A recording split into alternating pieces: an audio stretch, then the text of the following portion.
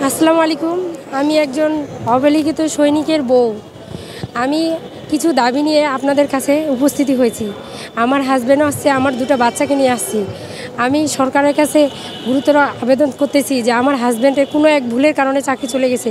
তাই বলে 14 বছর 2 মাস চাকরি করে সে কোনো টাকা কোনো কিছুই পায় নাই। চাকরি করে বিধায় কোনো কিছুই পায় নাই। এখন আমি দুইটা বাচ্চাকে নিয়ে আমার পরিবার নিয়ে খুব অবহেলিত জীবন কাটাচ্ছি। আমার সরকারের কাছে দাবি যে আমাদের কিছু পেনশনের আয়ত্ত আনুক, না হয় চাকরির পুনর্বহাল করুক, নাহলে আমার বাচ্চাগুলোকে নিয়ে আমার পরিবার নিয়ে আমি খুব করুণ জীবনযাপন করতেছি।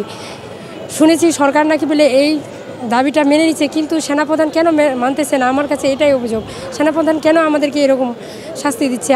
আমার মতো কত লক্ষ লক্ষ মানুষ আজকে অবহেলিত হয়ে জীবনযাপন করতেছে।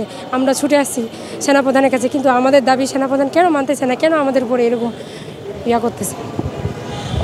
বন্ধুরা দেখতে পাচ্ছেন আমরা প্রেস ক্লাবের ভিতরে আছি। এখানে সাবেক সেনা সদস্যরা আমাদের আর্মির যারা প্রধান এসেছিল তাদের গাড়ি আটকে দিয়েছে এবং তারা আর্মির গাড়ির সামনে তারা বাংলাদেশ আর্মির গাড়ির সামনে তারা শুয়ে পড়েছে। এই যে দেখতে পাচ্ছেন অনেকের ছেলে মেয়ে এবং অনেকের মা এসেছে এখানে, এবং কিছু কর্মকর্তা আর সেনাবাহিনীর কিছু কর্মকর্তাও এখানে এসেছিল।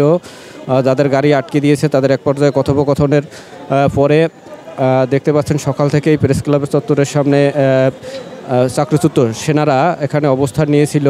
এক পর্যায়ে সেনাবাহিনীর কর্মকর্তারা যখন এসেছিল প্রেস ক্লাবের সামনে, তাদের সাথে কথোপকথন হয়েছে এবং এক পর্যায়ে সেনাবাহিনীরা কর্মকর্তারা যখন বের হয়ে যাবে ঠিক তখনই তারা গাড়ির সামনে শুয়ে পড়েছে। এই যে দেখতে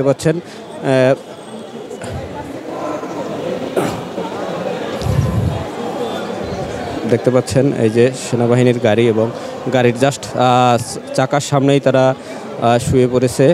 এই যে এখানে অনেক সেনাবাহিনীর কর্মকর্তা কর্মচারীর স্ত্রী এসেছে এবং তাদের সন্তানদেরকে নিয়ে এসেছে, দেশের বিভিন্ন প্রান্ত থেকে তারা নিয়ে এসেছে।